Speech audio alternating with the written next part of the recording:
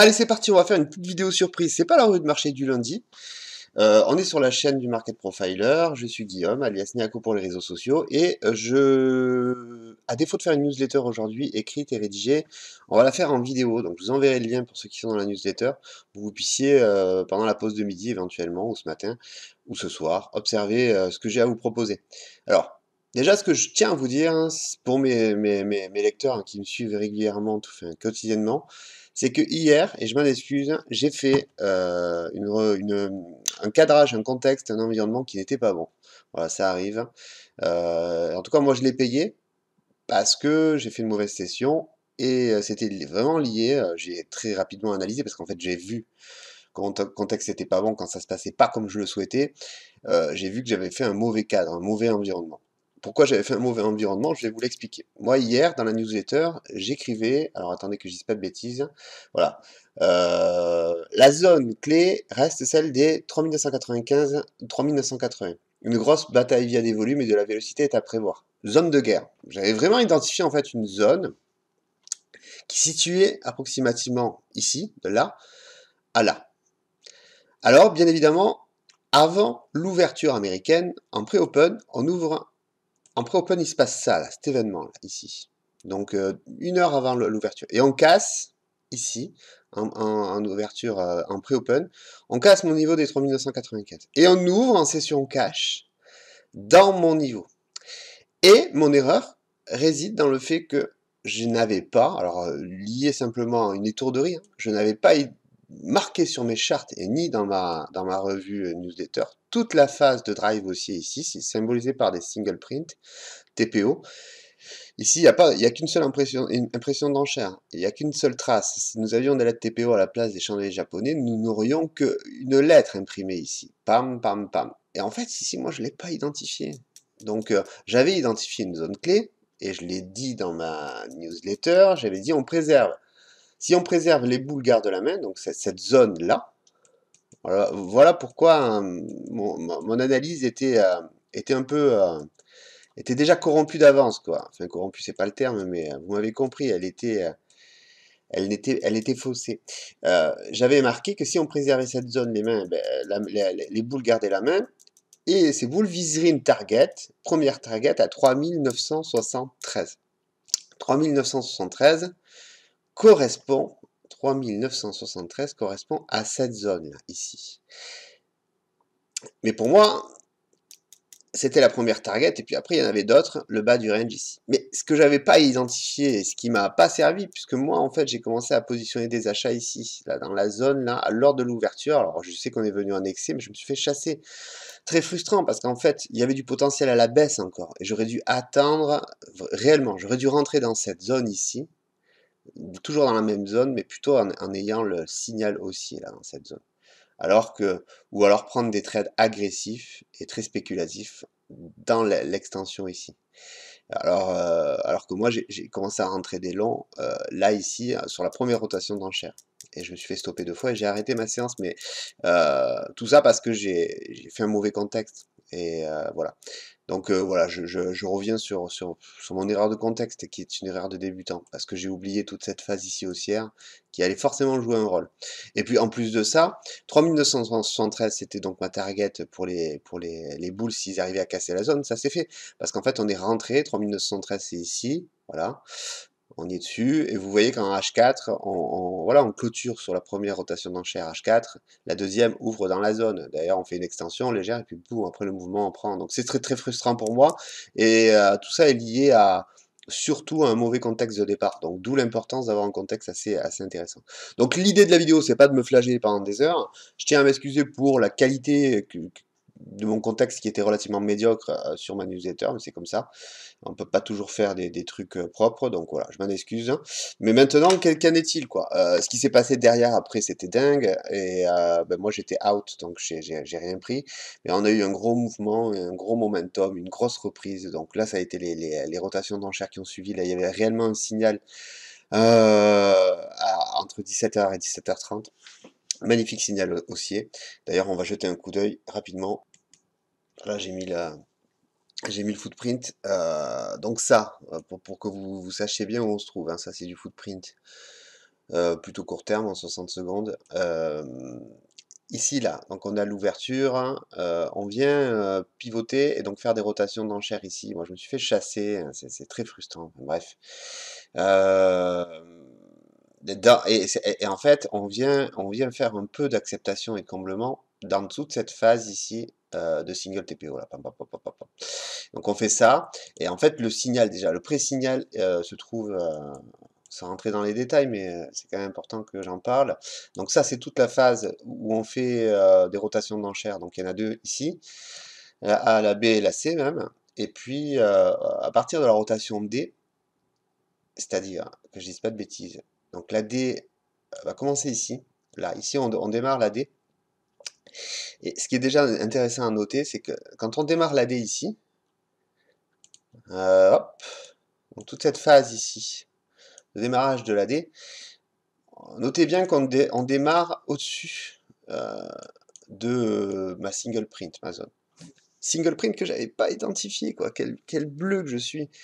Donc déjà, on démarre au-dessus de la single print. Et derrière, après, il y a un pré-signal ici, à 17h13. Enfin, ce signal, c'est un début de momentum.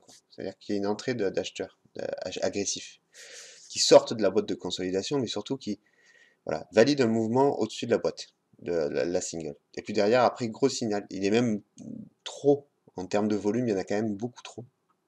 Mais tant pis, c'est pas grave en fait. C'est un gros effort des acheteurs pour passer au-dessus des 50% de l'IB, parce que là c'est 50% de l'IB.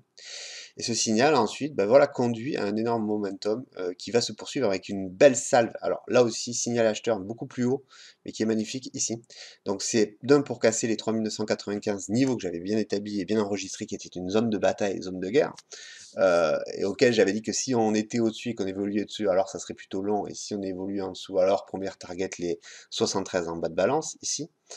Et là, voilà, à nouveau, agression des acheteurs, momentum, et là on passe au-dessus. Et en même temps de casser cette zone des 3995, retenez bien une chose, c'est que l'on casse aussi, et ça a son importance, en même temps de casser la zone des 3995, on casse aussi l'initial balance haute.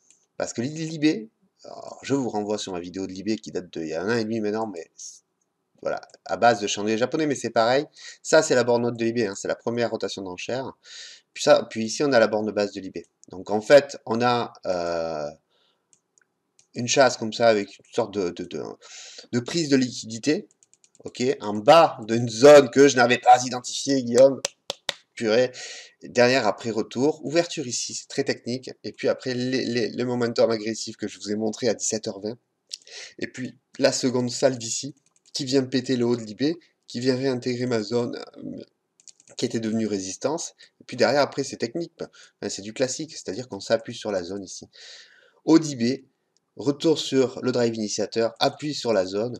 Bon, ben voilà, quoi, c'est bullish à mort, quoi. Mais bon, quand vous avez fait de la merde avant, ben, vous regardez ça avec frustration, mais ouais, il y a quelques temps, je me serais rejeté dans la bataille, mais je le fais plus maintenant. Maintenant, quand je fais une parenthèse, money management et psychologie, l'idéal, c'est de respecter vraiment son daily loss. C'est pas facile à respecter son daily loss parce qu'il y a plein de choses qui vous encouragent à revenir. Mais quand vous avez fait de la merde, entre guillemets, vous n'êtes plus en capacité d'être patient, d'attendre à nouveau les setups, de gérer voilà, vos émotions et surtout, vous êtes en négatif, vous vous êtes fixé une somme à pas perdre à la journée et si vous la perdez, il faut savoir s'arrêter, quoi. Savoir s'arrêter et revenir le lendemain pour pouvoir rapidement reprendre cette perte. Soit un jour et demi, mais savoir la reprendre.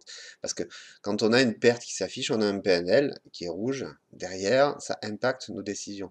Quand je dis que ça impacte nos décisions, je vous prends un exemple simple. Vous êtes à moins de 300 euros de PNL, voilà, acté, hein, pas flottant, hein, vous les avez coupés, vous êtes à moins de 300. Vous avez un joli trade qui est pris. Ce trade, initialement, vous auriez dû le sortir à, je sais pas moi, 30 ticks, ou 40 ticks, ou 20 ticks, selon votre ratio risque-reward, et puis votre money management, et puis en fait, ce trade, vous allez le laisser filer. Parce qu'à côté, vous voyez votre PNL, vous avez envie de revenir à flat sur le PNL, ou voire même un peu plus en positif, donc en fait, c'est votre émotion, et en tout cas votre indiscipline, qui va vous faire garder un trade, alors que vous auriez pas dû. Tout comme des fois vous allez rentrer précipitamment alors que vous devriez attendre parce que vous avez vite l'envie de vous refaire. Enfin, c'est des biais comme ça et des leviers qui sont classiques mais qu'il faut savoir repérer. Et du coup, pour éviter tous ces mauvais réflexes, il vaut mieux se barrer quoi. Mais même si c'est compliqué de se barrer parce que quand on voit les choses sous nos yeux qui se produisent comme on pouvait l'anticiper, c'est toujours frustrant. Bref, voilà, on tape et puis après, boum, on réatterrit sur une résistance et puis on finit en haut de balance, quoi. En haut de balance, en haut de page. Donc j'arrête la rétrospective sur ce qui s'est passé hier. C'était super intéressant, malheureusement, voilà. Pour moi, ça l'a pas été. Maintenant, qu'en est-il aujourd'hui? Aujourd'hui, on a des stats, mais on est toujours un peu dans la même situation. C'est-à-dire que là, en Open asiatique et maintenant en Europe, on ouvre, on est au-dessus d'un niveau clé. Alors, ce niveau clé, je le répète, c'est cette zone ici. C'est un point de volume. C'est une zone que j'avais identifiée déjà depuis 3 semaines. Quand on était ici, je parlais déjà, rappelez-vous, des zones qu'on avait ici et ici. Et je parlais de cette faculté qu'aura le S&P à faire probablement un range avant de partir. Là, il a ouvert ici, il a fait son pullback. Je m'y attendais à ce qu'il fasse un pullback, mais moi j'attendais un pullback ici et j'avais pas vu qu'on avait toute cette phase de drive qui pouvait quand même faire le taf. Maintenant, voilà, reprise, il reste 2 jours. Moi, je suis toujours bullish, quoi. Enfin, je suis toujours dans le camp des longs, forcément parce que, voilà, il y a des choses techniques qui me montrent qu'il faut être plutôt dans le camp des longs, plutôt que dans le camp des vendeurs. Surtout qu'on vient réellement de rejeter la zone, hein, encore une nouvelle fois. Donc deuxième salve pardon, acheteuse de la semaine. Maintenant, il nous reste 2 jours pour aller viser des targets qui sont légitimes. Moi, un target qui me parle le plus, là, c'est 4100. Je pense qu'on a le potentiel de faire 4100. 4100, c'est pas la mer à boire, quoi. C'est complètement atteignable en 2 jours. Donc c'est ma target hebdo de la fin de semaine. 4100, c'est une target longue. C'est pas des conseils d'investissement, c'est ma vision. Vous en faites ce que vous voulez, mais c'est une target qui, moi, me semble complètement pertinente. Et comment on peut la faire? On a 2 strates. On a d'abord cette strate-là, cette première étape, autour des 4000.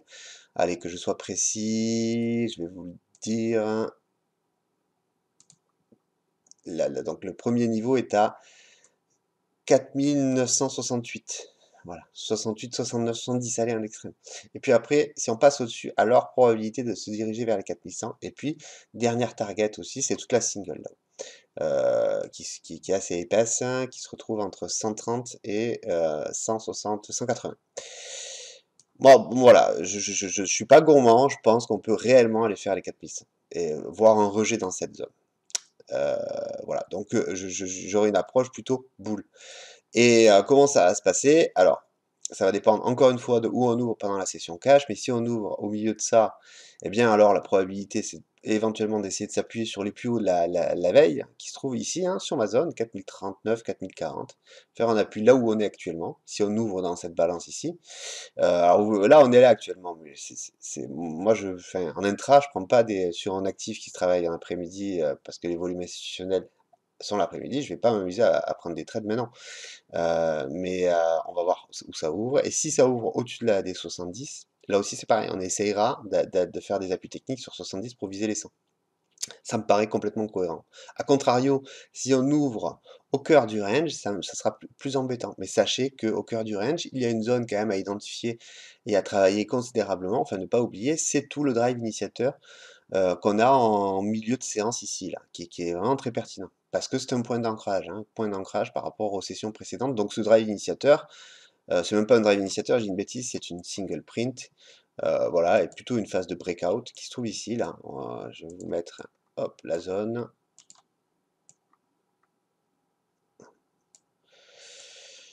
Voilà.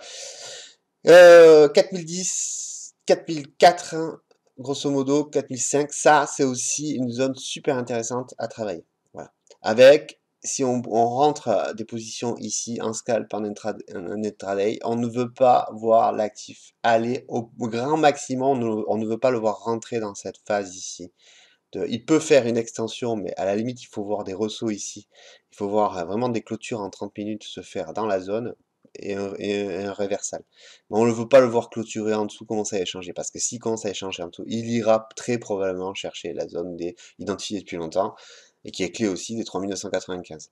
Donc voilà, moi, je pense que si on ouvre dans cette classe-là ici, dans cette, pardon, dans cette valeur-là ici, éventuellement chercher des longs ici. Si on ouvre dans cette balance ici, en out balance, alors chercher des longs sur les plus hauts de la veille, ça me paraît complètement cohérent. Parce que ça fait maintenant, finalement, ça fait depuis le début de la semaine, hein, on est dans la balance, hein. Donc là, on est dans des jours mers hein, qu'il va falloir casser. Et après, des pullbacks dessus me semble complètement cohérent. Et si, avant de clôturer, on jette un dernier coup d'œil à ce qui se passe, parce qu'il nous reste quoi, 5 jours de cotation avant de terminer le mois, je crois. Sachant qu'aujourd'hui, quand même, on a des stats, hein, et puis demain aussi, on a le PIB, je crois. Aujourd'hui, ça va bouger. Donc là, le mois, il a cette gueule-là pour l'instant. Vous vous doutez bien qu'il n'a pas fini son taf, quoi. Il n'a pas fini son taf. Les profils nous servent à ça, quoi. Il n'a pas fini son taf.